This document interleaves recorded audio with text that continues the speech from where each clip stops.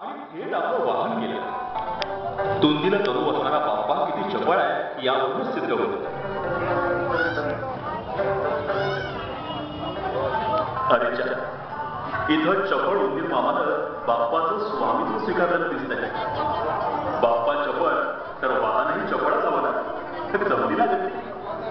पण दोघेही शांतता बसले. दोघांनी मस्ती केल्यामुळे पार्वती बाईला चांगला दम दिलेला दिसतोय.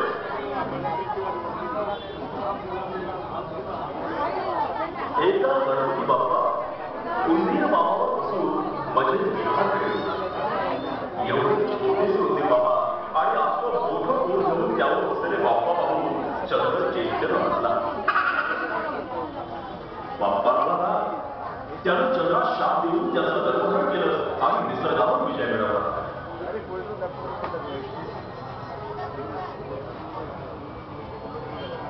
महर्षी व्यासानं महाभारत लिहिण्यासाठी लेखणी हवा. बाप्पानी अट घातली की मी लिहिताना थांबणार नाही, परंतु व्यासाने देखील अट घातली की अर्थ समजल्याशिवाय लिखाण करू नये. अशा प्रकारे गतीची पूर्तता होईल आणि विश्वातील एका अद्भुत ग्रंथाची महाभारताची मस्ती करणारे, उंदराला वश करणारे, व्यास पुराण घेणारे बाप्पा इथं काय करतात? बाप्पा माता पित्याचे परमभक्त आहेत. शिव पार्वतीचं प्रतीक असणाऱ्या शिवपिंडीची नित्य होऊन पूजा करतायत. अंगावर नागाचे आणि रुद्राक्षाचे दाखले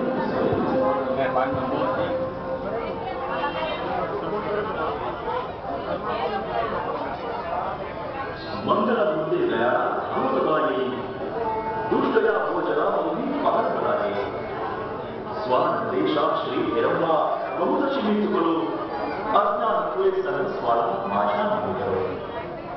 बाप्पा देवस्थान म्हणतात बाललीला थांबणार आहे थोडे. बाप्पा दृश्य पाठाशी खेळत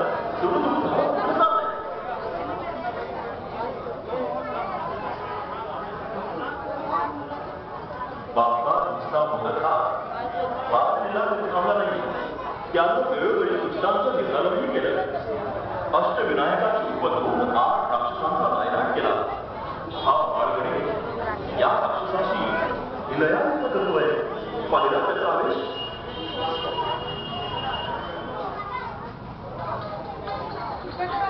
नृत्याची देवता श्री भगवान शंकर. अर्जुन आणि नटेश्वराच्या रूपात आपण नटराजाचं नृत्य तर गाठलो. माता पित्याचा वाटा श्री गणेशानेही पुढे चालवत नृत्य गणेश उपमान साधन केले. नृत्य गणेशाचे अर्थून विलीन डोळे नृत्याचे एकांता दर्शवतात आणि पददारिद्र्य आपल्याला मोहित करतात.